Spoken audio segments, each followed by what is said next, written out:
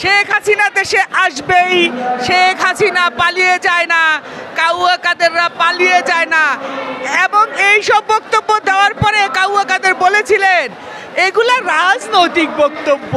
আজকে আন্তর্জাতিক গণতন্ত্র দিবস, আজকে বাংলাদেশে মনে হলো আমরা দিবসটাকে একটু অন্যরকমভাবে পালন করতে পারছি, কারণ যে দেশ থেকে 17 বছর গণতন্ত্রের নামক শব্দটি উঠে গিয়েছিল স্বৈরতন্ত্রের চাপে, সেই গণতন্ত্র আজকে প্রস্ফুটিত হয়েছে। এবং আমরা জাতীয়তাবাদী দল প্রত্যাশা করি বাংলাদেশের জনগণ প্রতি বছর বাংলাদেশের জাতীয়তাবাদী দল ক্ষমতা আসনে বসলে এই আন্তর্জাতিক গণতন্ত্র দিবসকে উৎসবমুখর পরিবেশে 100% গণতান্ত্রিকভাবে পালন করতে পারবে। বাংলাদেশে আমরা এমন সরকার চাই যে সরকার বাংলাদেশের মানুষের পালস বুঝতে পারবে, বাংলাদেশের জনগণের দুঃখ দুর্দশা বুঝতে পারবে।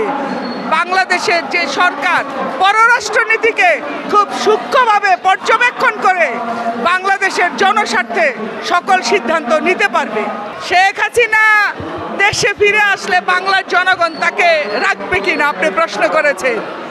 আসলে যাকে বাংলার জনগণ ঝাঁটা মেরে বিদায় করে দিয়েছে তাকে বাংলার জনগণ পুনরায় বাংলাদেশে রাখবে, এটা বাংলাদেশের জনগণ কোনোদিনও এত বড় ভুল করবে না যে বিস্ফোরা একবার শরীর থেকে অপারেশন করে ফেলে দেওয়া হয়, সে বিস্ফোরার কোনোদিন শরীরে কেউ প্রতিস্থাপন করতে চায় না।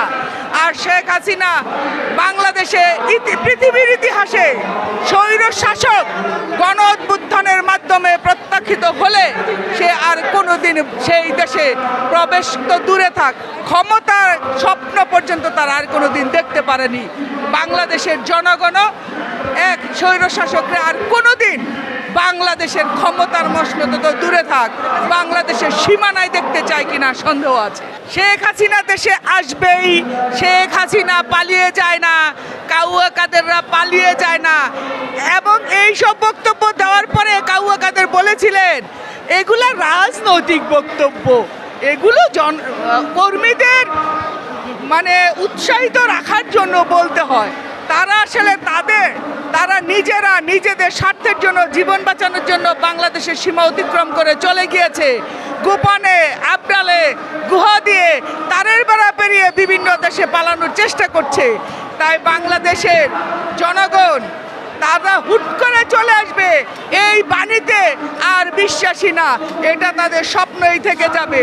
আর শেখ হাসিনা হুট করে চলে আসবে এই শব্দটা আসলে একটা রাজনৈতিক শব্দ হিসেবে শেখ হাসিনা ব্যবহার করেছে, কারণ শেখ হাসিনা শুধু তার নিজের জীবন নিয়ে চলে গিয়েছে, বাট বাংলাদেশে শেখ হাসিনার যে অনুসারীরা আছে, দূষররা আছে, সমর্থকরা আছে, তারা কিন্তু এই বাংলার সীমানাতেই রয়েছে। তাদেরকে একটু উজ্জীবিত করার জন্য এরকম ভুয়া ওইবার থেকে আমেরিকা থেকে 2-4টি বুলি ছাড়ে। এই বুলির ট্যাবলেট এখন আর কোনো কাজে লাগবে না বাংলাদেশে।